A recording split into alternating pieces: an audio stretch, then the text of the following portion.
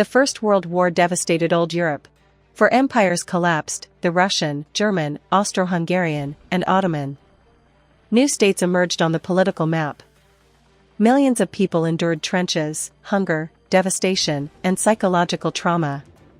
Germany suffered not only defeat but also a sense of humiliation, which later gave rise to revanchism, the cult of force, and the Second World War, says Vitaly Andrievsky, director of the Institute for Effective Policy in Moldova.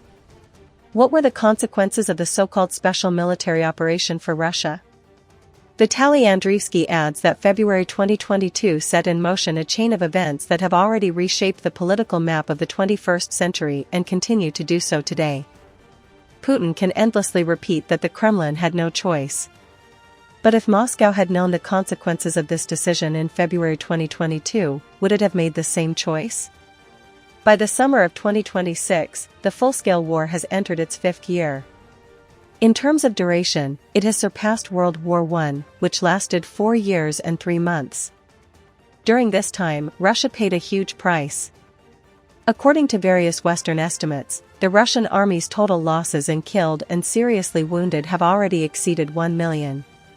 Even if these estimates are considered inflated, we are still talking about hundreds of thousands of dead and maimed. These are Russia's largest military losses since World War II. But the demographic blow isn't limited to losses at the front. Thousands of young professionals left the country after the full-scale invasion of Ukraine began. Hundreds of thousands of families were affected by mobilization. The country, already facing a demographic crisis, suffered an additional blow to its human capital. Next. In 2022, the myth of the second army in the world was shattered. Instead of a quick victory, Russia faced a protracted war of attrition. The front line gradually ceased to be the only battlefield. The war had reached the Russian rear. Strikes were being carried out against military installations, airfields, warehouses, and defense industry enterprises. High-ranking officers and generals were increasingly becoming targets far from the front line. The economic consequences also proved significantly more severe than expected. Around $300 billion in central bank reserves were frozen. Russia lost significant access to Western financial markets, technology, and investment. Many international companies withdrew from the country. Restrictions affected the banking sector, aircraft manufacturing, microelectronics, mechanical engineering, and other high-tech industries. Russia has maintained its raw materials exports, but its negotiating position has significantly weakened.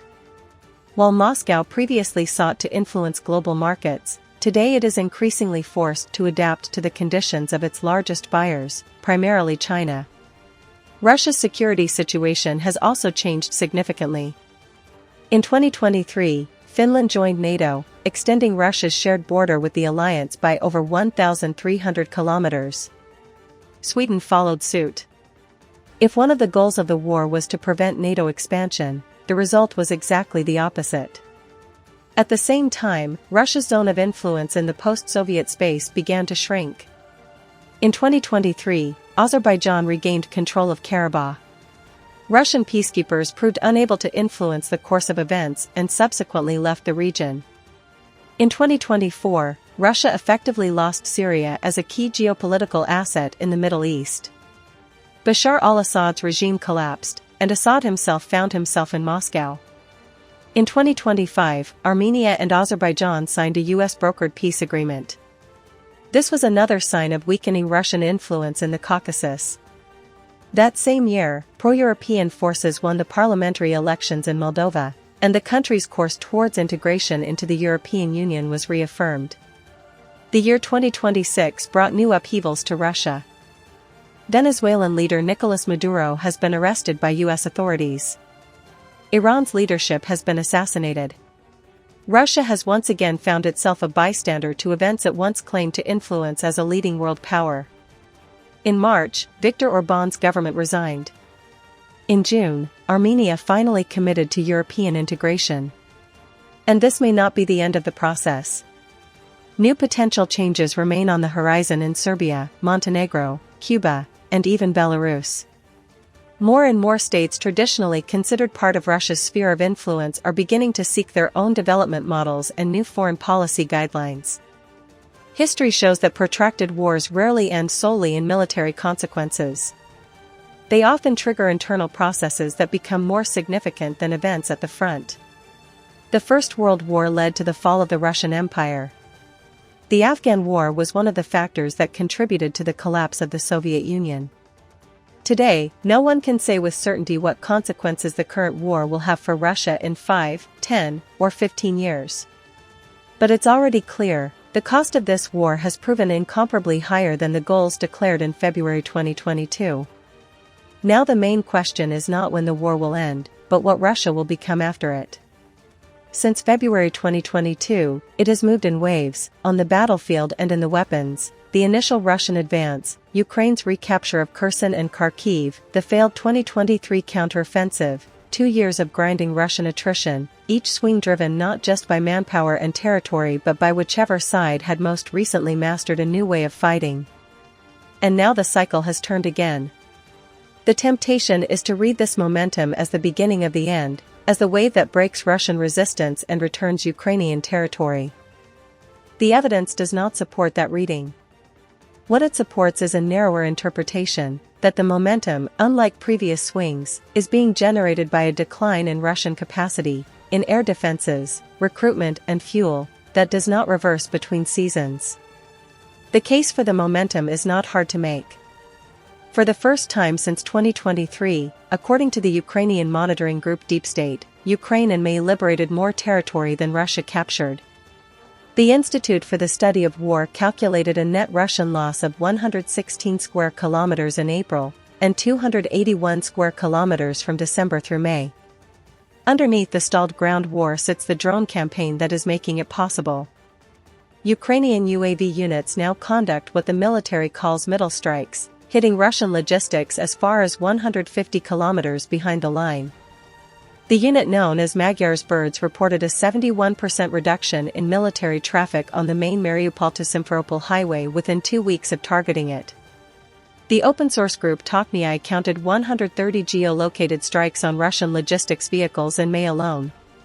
Since January, according to Ukraine's Unmanned Systems Forces commander Robert Brovdy, Ukrainian strikes have destroyed 134 Russian air defense systems.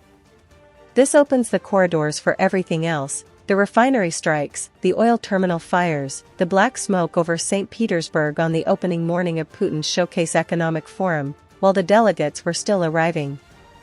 At the same forum, Russia's Deputy Prime Minister Alexander Novak conceded publicly that oil production has fallen since the start of 2026 because of unscheduled repairs at refineries.